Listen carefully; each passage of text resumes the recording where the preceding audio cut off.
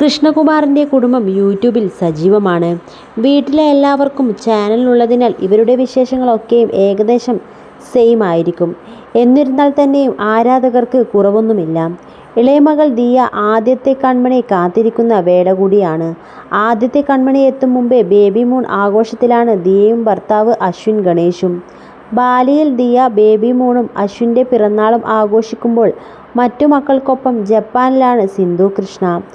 YouTuber കൂടിയായ സിന്ധു പങ്കുവച്ച വിശേഷങ്ങൾ ജപ്പാൻ യാത്രയ്ക്ക് ആവശ്യമായ ടിപ്സും അടങ്ങിയിട്ടുണ്ട്. അധികം ടൂറിസ്റ്റുകൾ വരാത്ത സ്ഥലമാണ്. ഫ്രഞ്ചുകാരാണ് അധികവും. UK-യും യൂറോപ്പും പോലെയല്ല ഇവിടം. ജപ്പാനിലേക്ക് എങ്ങനെയാണ് പോകുന്നത് എന്ന് കുറേ ആളുകൾ എന്നോട് ചോദിച്ചിട്ടുണ്ട്. നല്ലൊരു ട്രാവൽ ടൂർ കമ്പനിയെ കോൺടാക്റ്റ് ചെയ്താൽ യാത്ര ഈസിയാകും. പാസ്പോർട്ട് ഡ്യൂറേഷൻ 6 മാസം ഉണ്ടായിരിക്കണം. അവരെ കോൺടാക്റ്റ് ചെയ്യുമ്പോൾ തന്നെ അവർ വേണ്ട കാര്യങ്ങളെല്ലാം പറഞ്ഞു തരും. യൂറോപ്യൻ രാജ്യങ്ങളിലേക്ക് പോകും പോലെയുള്ള നിയന്ത്രണങ്ങളൊന്നും ഇവിടെയില്ല.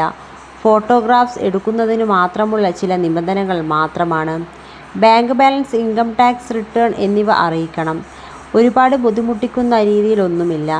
ഒരു 6 മാസം മുമ്പ് തൊട്ട് നമ്മൾ പ്രിപ്പയർ ചെയ്യണം. അതിനായി നമ്മുടെ അക്കൗണ്ടിൽ ഒരു ബാലൻസ് കാണിക്കാൻ ശ്രമിക്കണം. അത് ഇവിടെ എന്ന് മാത്രം അല്ല, എവിടെ പോകാൻ തുടങ്ങിയാലും നമ്മുടെ ഫണ്ട് കാണിക്കേണ്ടി വരും. ജപ്പാനിൽ വരുമ്പോൾ എവിടെയൊക്കെയാണ് കാണാൻ താല്പര്യമെന്ന് നേരത്തെ തന്നെ ട്രാവൽ പാർട്ട്ണറിനെ നമ്മൾ അറിയിക്കണം. ഇവിടെ വന്നിട്ട് ആണെങ്കിലും നമ്മൾ നേരത്തെ പ്ലാൻ ചെയ്യുന്നത് നന്നായിരിക്കും. ട്രാവൽ ഏജൻറ്റ്സ് ആണെങ്കിൽ നമുക്ക് കറക്റ്റായി പറഞ്ഞു തരും. കറൻസി കയ്യിൽ സൂക്ഷിക്കാൻ ശ്രമിക്കണം. നമ്മുടെ നാട്ടിലേതുപോലെ തന്നെയാകും വസ്ത്രങ്ങൾക്ക് വില. ഭക്ഷണത്തിനും നമ്മൾ ഞെട്ടിപ്പോകുന്ന വിലയൊന്നുമില്ല. ഒരിക്കൽ സ്വിറ്റ്സർലാൻഡിൽ പോയപ്പോൾ ഭക്ഷണം കഴിക്കാൻ പുറത്തു പോയിരുന്നു. വല്ലാത്ത ബില്ലായിരുന്നു വന്നത്. ഒരു 30,000 രൂപയുടെ ബില്ലാണ് ഒരു നേരത്തെ ഭക്ഷണത്തിന് വന്നത്. എന്നാൽ ഇന്നലെ ഒരുപാട് കഴിച്ചിട്ടും ഒരു 3,000 രൂപ ആണ് ജപ്പാനിൽ വന്നത്. നമ്മൾ വളരെ സേഫായി ട്രാവൽ ചെയ്യാൻ പറ്റുന്ന രാജ്യം കൂടിയാണ് ഇത്.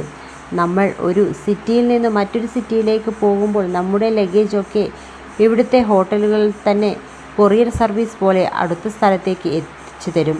പുതിയ വീഡിയോയിലൂടെ സിന്ധു കൃഷ്ണ പറഞ്ഞു.